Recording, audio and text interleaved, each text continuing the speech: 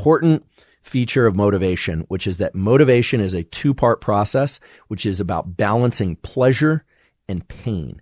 Okay? Most people think about motivation and reward and dopamine as just trying to achieve pleasure. And indeed, dopamine is released in the brain from the VTA at the nucleus accumbens when we experience things that we like.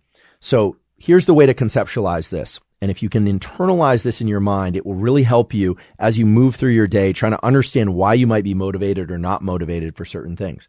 So when you're just sitting around, not doing much of anything, maybe you wake up in bed in the morning, you're thinking about getting up or not, this reward pathway is releasing dopamine at a rate of about 3 or 4 times per second. It's kind of firing at a low level. When I say firing, I mean electrical activity in the neurons. So when you're just around, you feel okay, not depressed, not highly motivated, not excited, maybe 3 or 4 times a second.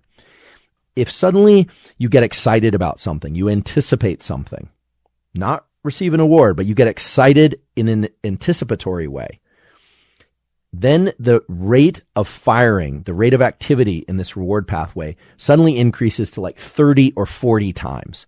And it has the effect of creating a sense of action or desire to move in the direction of the thing that you're craving.